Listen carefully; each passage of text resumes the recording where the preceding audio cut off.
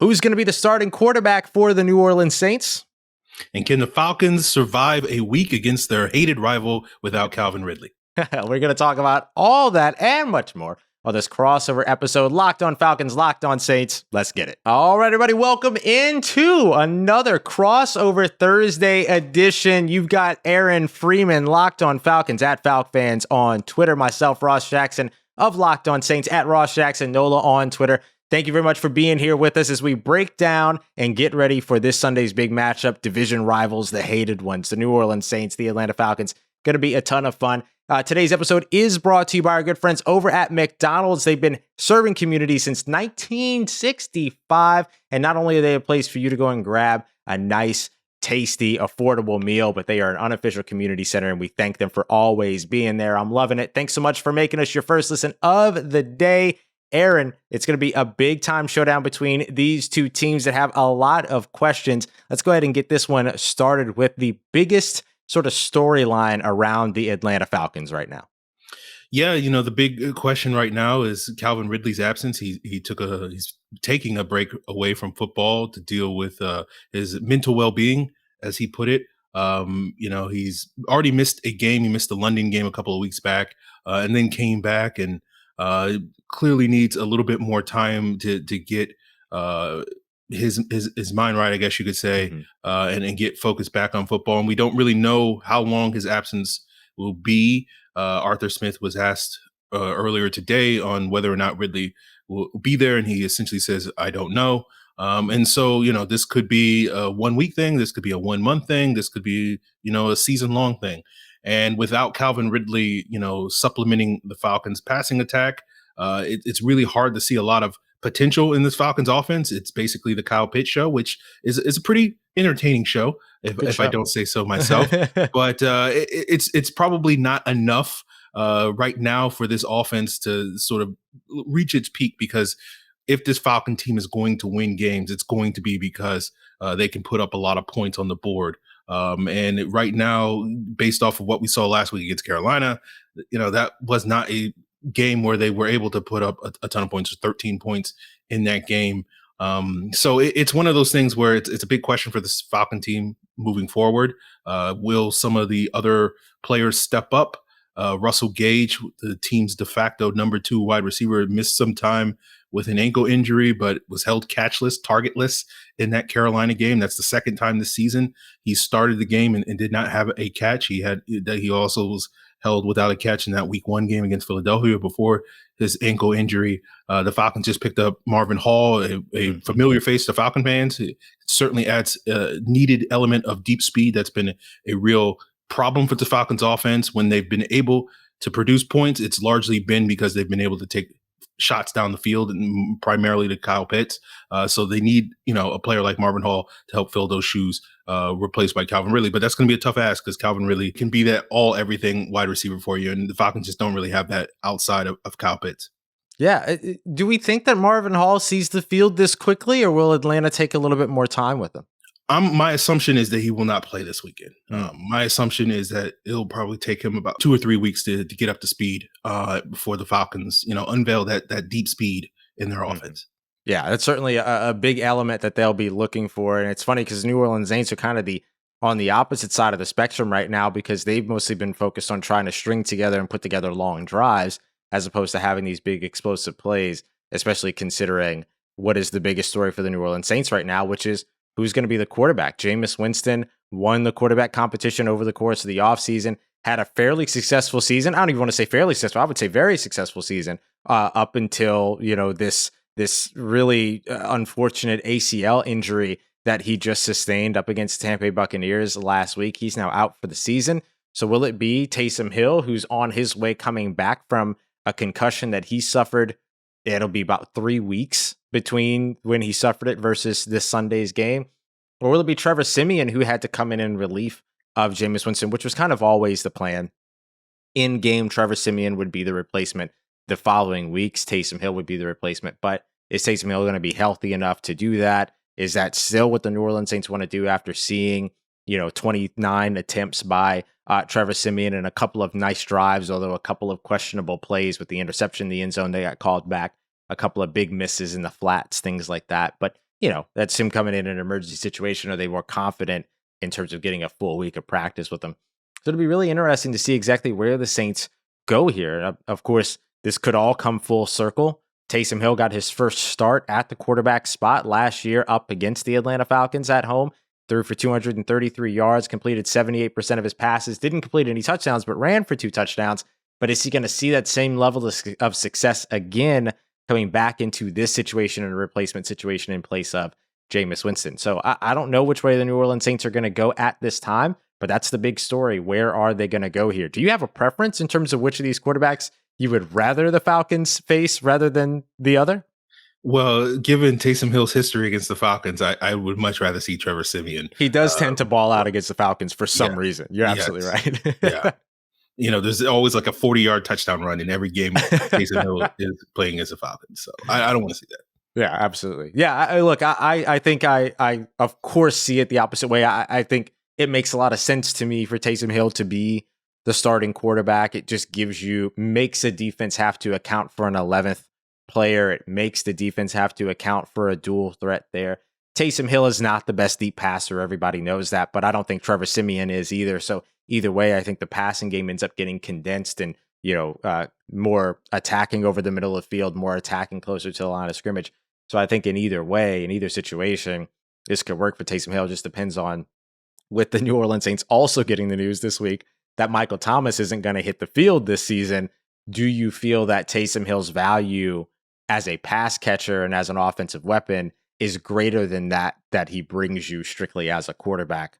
I don't know. It'll be very interesting to see the way that the New Orleans Saints figure out and go about all of that. But we're going to break this game down a little bit more. We got through the biggest stories. Now let's talk about the biggest matchups. What are some of the matchups that we're going to be watching? The New Orleans Saints defense has been impressive so far this season. Can they keep it up against Atlanta? We'll talk about that and much more as we continue on with this crossover edition of the Locked On Podcast Network, here with Locked On Falcons, Aaron Freeman, myself, Ross Jackson of Locked On Saints. Before we get to that, I want to let you know today's episode of this Locked On crossover is brought to you by our friends over at McDonald's, proudly serving communities since 1965. McDonald's has always been more than just a place to get tasty and affordable food. It's been an unofficial community center, a place where friends and family come to reconnect. Doesn't matter if you're friend or foe, if you're teammates or competition, it doesn't matter. You can all go back to McDonald's to recharge. It's a place you can always rely on, even on those long road trips across the country as well. Aaron, I don't know about you. I remember going to McDonald's after church. I remember going to McDonald's after football practice. I remember going to McDonald's on those road trips. I remember it fondly and going out there, all the, I'm a chicken nugget guy myself. I love me some nuggets. I love me some McFlurries. And of course, I love me some fries. I still stop for the fries all the time. So whole bunch of stuff for you to be able to take advantage of, including, of course, reliable Wi-Fi as well. So, if you're looking for a spot to watch, some more Locked On Falcons, some more Locked On Saints, maybe go and find yourself a little spot over at McDonald's, because they'll get you all taken care of. I've even seen people doing bingo nights at McDonald's in the past. So go and head out to your local McDonald's so you can refuel and reconnect. I got to sing it, Aaron. I got to sing it. Here we go. Ba-da-ba-ba-ba. I'm loving it. So on that note, when you're stuck in bumper to bumper traffic, and I know the Locked On Falcons listeners that are down in Atlanta have this problem all the time. You're stuck on I-85, you're burning through a ton of gas, and you're just looking for ways to save more at the pump. Well, now you can with a new app called Getupside. Getupside, when you open an account there, you get 25 cents back per gallon when you fill up. And over time, that types of savings can really start to add up. Some people make as much as $200 to $300 a month when they open an account with Getupside. And you not only can save money, but there's multiple cash out options. You can get payment directly into your bank account. You can get PayPal. You can get that money put into gift cards for like Amazon and whatnot. And now when you open up an account on Getupside and use our special promo code Touchdown, you get an additional 25 cents back per gallon on your first fill up. That's up to 50 cents back per gallon. So you don't have to pay full price at the pump anymore. Download the free Getupside app available at the App Store or on Google Play and use that promo code Touchdown when you sign up. That's Getupside, promo code Touchdown, to start saving every time you fill up. Thanks so much, man. I love that Getupside app. I've been using it because I've been having to drive a whole bunch, so I'm all about it. Got my Amazon gift card the other day. Gotta love it. All right, so let's continue on with this episode, this crossover episode. Thanks so much for making us a part of your day and for making us your first listen of the day. Locked on Falcons listeners, Locked on Saints listeners, we appreciate you so much. And those of you that are new to the show, thank you very much. And for your respective host, Aaron Freeman of Locked on Falcons, myself, Ross Jackson of Locked on Saints. Aaron, let's start off with matchups here. Let's talk a little bit about this game. What are some of the big matchups that you're going to be looking forward to watching in this game? The matchups that can shift the complexion of this matchup?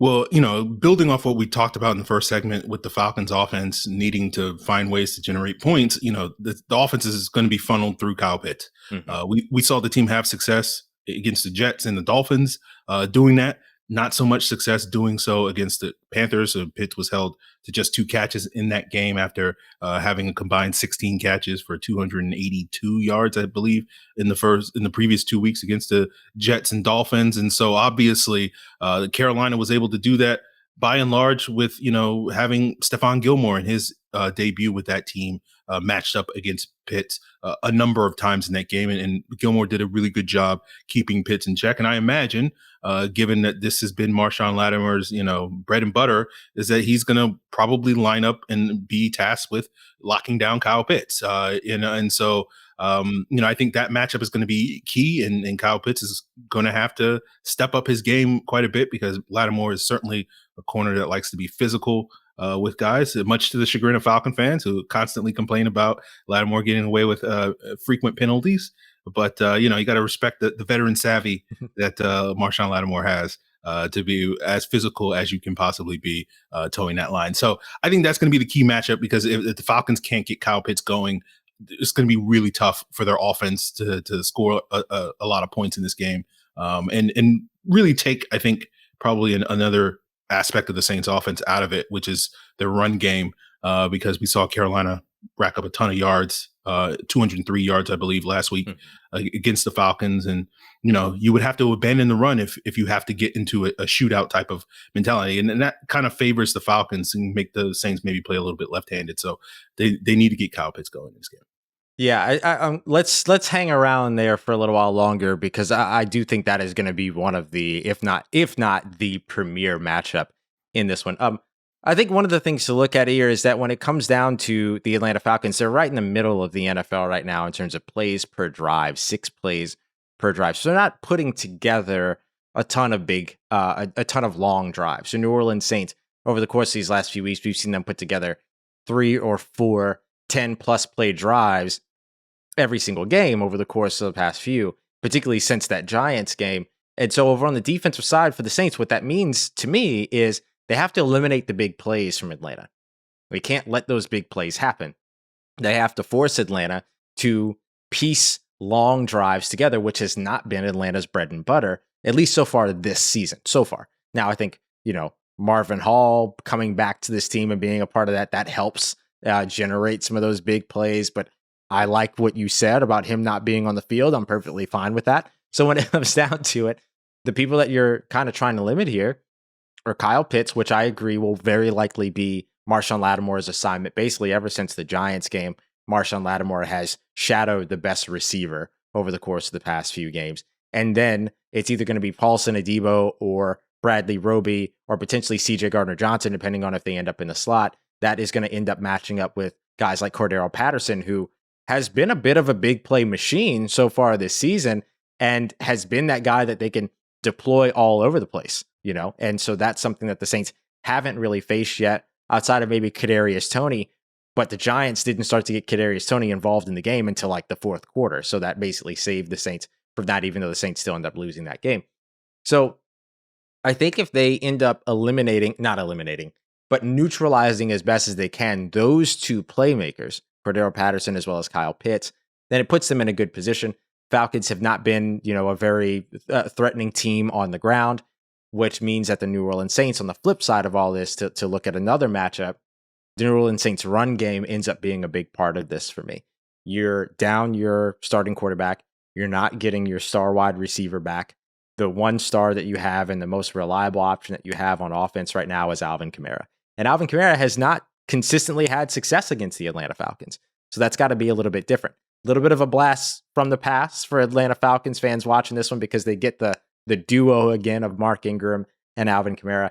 Those guys have to get going up against this Atlanta defense. And then the Saints have to be able to, I would say, maybe play it safe and be able to string together some drives with the passing game. But for me, it's all about defense and the run game for the Saints in this one.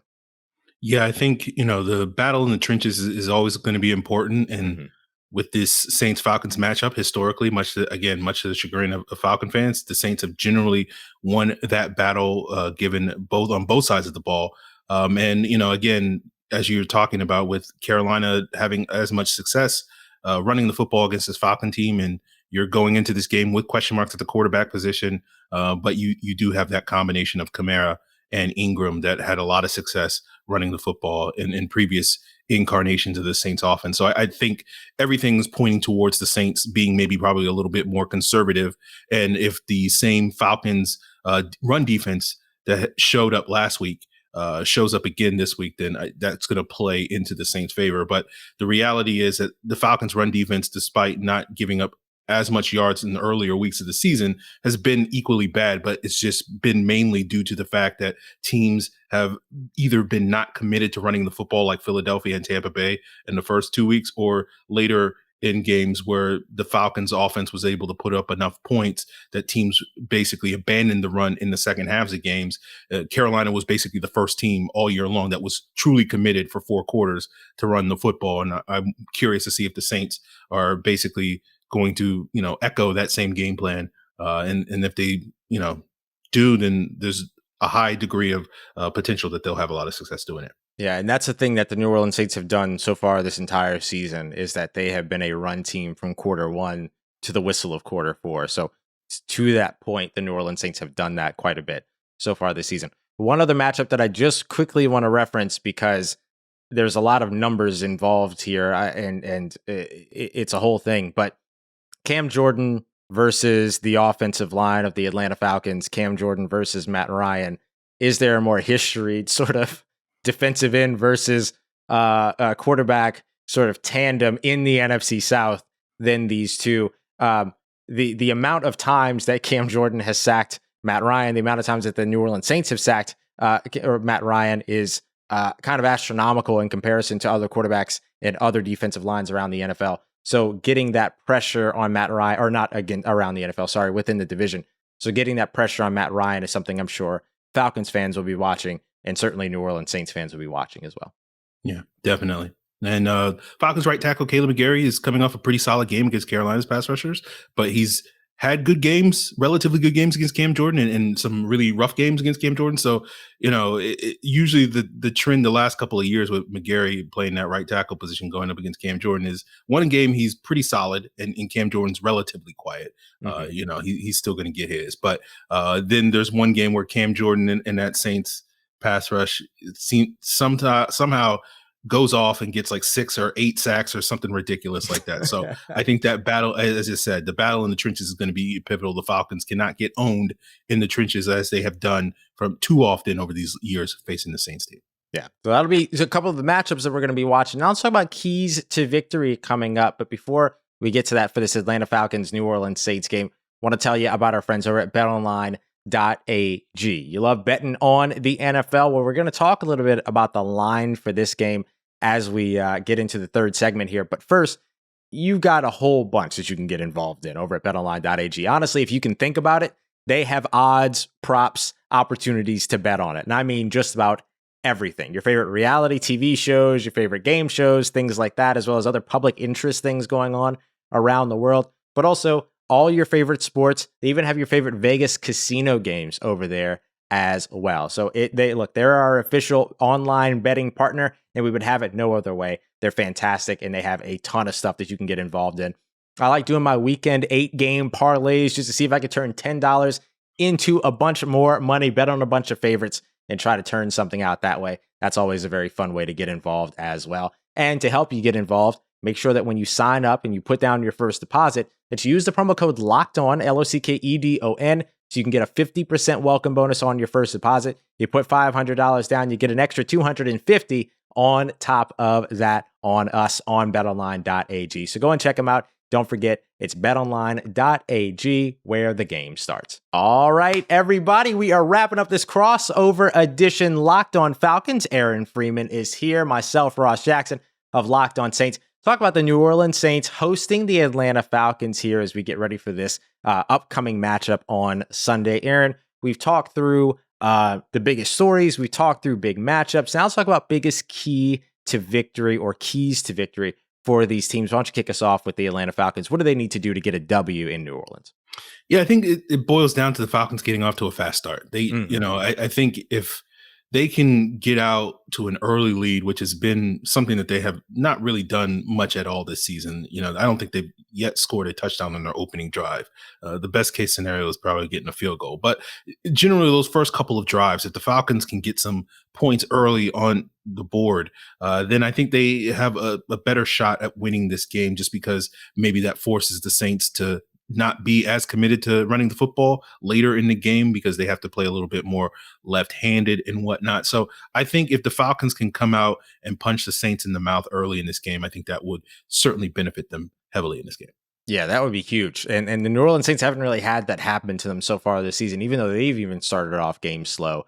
Their opponents haven't necessarily come out and had a quick start either. So that would kind of put them in a situation that they haven't been managing before, and now having to do so without their starting quarterback makes it all the more complicated. Let's jump over to the Saints real quick, and then we'll kind of just go back and forth with a couple of these. I think that a big one, just to go back to it, is going to be eliminating big plays. The New Orleans Saints defense has been absolutely phenomenal so far this season. They've given up a couple of big plays. They gave up a 41-yard touchdown to Mike Evans last week. You saw the big 52-yard touchdown to Kadarius Toney a couple of weeks ago. Big 50-plus yard touchdown to Saquon Barkley. Those can't happen up against the Atlanta Falcons. It doesn't matter if the Atlanta Falcons don't have Calvin Ridley, if they no longer have Julio Jones, if they're struggling to run the ball or on the defensive side to stop the run. This is a divisional game. Divisional games are always tough. These two teams know each other extremely well, regardless of coaching changeover or anything like that. They're very familiar with one another. So the New Orleans Saints will have to eliminate those big plays. Those big plays are an easy way for Atlanta to come out early on and do exactly that and punch them in the mouth. Eliminating those and playing up to their standard over the defensive side will be very, very important. The Saints right now, in terms of the injury report, Malcolm Jenkins missing practice is a pretty big one, because you want to talk about somebody that brings that film study, that brings that veteran knowledge, that brings that leadership to the field. Malcolm Jenkins, who hasn't missed a game in God knows how long, that would be a big loss for them. So that will definitely be something to watch over on the injury report that would factor into this very key. I think another key for the Falcons, this needs to be a Grady Jarrett game. And I think the Falcons' defensive woes are infinite, but they can't get pressure on the quarterback. And with Dante Fowler sidelined with a knee injury for the next couple of weeks at the very least on IR, it's basically the Grady Jarrett show in terms of what they can do up front. And I know the Saints have been dealing with some injuries up front these last couple of weeks, and maybe they can take advantage of that with that potential matchup between Grady Jarrett and whoever's going to be starting at left guard. I believe that's James Hurst. Am I mistaken there? But I guess if Teron Armstead is sidelined, would Hurst kick over to left tackle? Very likely. Then you'd have Calvin Throckmorton plug in at left guard. Okay, so get well soon, Teron, but not this week. If I can put my 2 cents in there. But yeah, I think the Falcons really need Grady Jarrett to really dominate in this game if they're going to have any success pressuring whoever the quarterback is this week and really throw a wrench. Obviously, we've been talking all day about the Saints aren't going to necessarily be this pass happy team based off of their expected game plan. But when they, you're not going to be able to run the ball 100% of the time. So right. If you can create that pressure and that could potentially lead to turnovers, then I think that's going to potentially benefit the Falcons. So I think Grady Jarrett needs to really have a big week this week, because outside of him, there's really not a whole lot on this Falcons defensive front that you can really look at and say, this guy can create pressure. Yeah, absolutely. No, I think that's a great highlight. And that's one of those things that keeps the New Orleans Saints from being able to rebound if that offense is also scoring at a premium early on in the game, for sure, to have that pressure there against whomever is going to be the quarterback. We'll find out. Andrus Peat out right now for the rest of the season. Right now, James Hurst is plugged in there. But as Aaron mentioned, Teron Armstead limited in practice with a groin injury. So we'll definitely keep an eye out on that to see how that progresses over the week. And then I'll say the final thing for me that's going to be a big key for the New Orleans Saints, so we'll go 2-2 here, is definitely going to be over on the offensive side. Every now and then pulling something out of the hat. I think this is going to be one of those games where you're going to see not necessarily a trick play, but you're going to see something that you don't expect. You're going to see a deep shot from Trevor Siemian or Taysom Hill, but when they do them, they need to be executed properly. Taysom Hill and his deep ball accuracy, his deep ball arm. We saw the big one that looked like a punt to Emmanuel Sanders last year against the Falcons. Those aren't going to win over and over and over again. They have to be better than that, and the ball has to come out a bit sooner. So for me, a big key to victory here is going to be execution on deep, big plays in the passing game, because they're gonna call them, they're gonna try to take them, they're gonna look for them, but when you get them, the execution absolutely has to be there from step one to step whatever that ends in either the end zone or down safely with the ball in a New Orleans Saints player's hand. You can't have any mishaps or anything come up short throughout all of these. So if you're gonna go for those, which I know Sean Payton will, they have to be executed to perfection in this sort of new environment that the New Orleans Saints offense is going to try to operate itself through. So, Aaron, we talked about BetOnline.ag. Right now, they have the New Orleans Saints favored. They're the home team, of course. They're favored -6. How are you feeling about that? About that spread? What do you think you're going to be seeing in this game? Yeah, I would generally look at this spread and go in the Saints' favor. I can't think of how often the Falcons have covered this year, even in some of the games that they've won. So if I'm giving the listeners recommendations for Bet Online, generally bet against the Falcons. That's probably going to lead you to making a little bit of moolah. So for Falcon fans out there, there's at least a little bit of joy in your misery watching this football team. But yeah, I thought going into last week that the Falcons would have a little bit of a letdown game, but I figured that they would still walk away from that Carolina game with a victory and then probably go into the Saints game, and probably get beat more by a much bigger margin. So, now that the Falcons lost that Carolina game and the league, everybody says it's any given Sunday, you never know what team's going to show up. So it wouldn't totally shock me if the Falcons were a lot more competitive this week. Mm-hmm. But in general, I think, the Saints are the smart bet for this week's matchup. Yeah, it's weird to come into a matchup here and choose the New Orleans Saints when they're dealing with the injuries, the things like that they're dealing with. I mean, they're out their starting quarterback. Usually you would pick against that team. But because this team has built so much of its identity through its defense and its run game, 130 plus yards is going to be the total team rushing mark that they're going to look to hit going into this game. And generally when the Saints hit that, they win. And I think they should be able to do that again in this game. The run defense for the Atlanta Falcons just doesn't really generate much fear for me in terms of what the New Orleans Saints have faced and run against here already so far this season. What Alvin Kamara has the ability to create, again, although he hasn't always had his best games against the Falcons. So I think I'm going to roll with the Saints here. I think that they'll find a way to win this one. My score prediction is kind of in that like 23-16 area. I don't think it's a very high scoring game. I think these two teams remain competitive, and maybe there's, something wacky that happens at the end that makes it look worse than it actually was. But I do think that this is a situation to where the New Orleans Saints should be able to still come into this game and win, especially at home in a raucous crowd that's going to be there and a part of this factor as well, going up against a very hated Atlanta Falcons team when it comes to New Orleans Saints fans in that Superdome. So I'll take the Saints here, but it's hard to be fully confident going into this one just based upon what the New Orleans Saints are dealing with right now. But I think your big X factor here that makes me feel like I can make this pick, it all comes down to Sean Payton. It all comes down to Sean Payton in this situation. Any closing thoughts at all for you, Aaron? No, that's it. My hope is that the Braves mojo rubs off on the Falcons so that they can carry that over to New Orleans and take care of business. But, I hope those baseball players are vaccinated so that they're not necessarily letting whatever that championship disease or whatever the case may be spread throughout the community. But I think it's going to be a fun matchup. These games are always interesting between the Falcons and Saints, and certainly always when one team is up or one team is down, they're always much more competitive than people necessarily believe. Yeah. And a fun announcement for everybody. Aaron and I are going to be hanging out with Ricky Williams during this game over on hang.live. So if you want to take part in that, go and sign up. Head over to hang.live. You'll be getting more information about it all throughout the week. But just a heads up that is on the way as well. So you'll be able to join us, Ricky Williams, and other NFL legends while we're watching this game. Aaron, absolute pleasure. Speaking of the Braves, make sure you go and check out Locked On Braves. They just won the World Series. Go and show some support. Go and show some love. We appreciate you making us your first listen of the day here at Locked On Falcons, as well as Locked On Saints. Make sure you follow Aaron over at Locked On Falcons, at FalcFans on Twitter, myself at Ross Jackson Nola on Twitter. Now that you're done here, go and check out the Peacock and Williamson NFL show for everything you need to know around the NFL in less than 30 minutes. We appreciate you being here for another Locked On crossover. Locked On Falcons, Locked On Saints, part of Locked On Podcast Network, your team every day.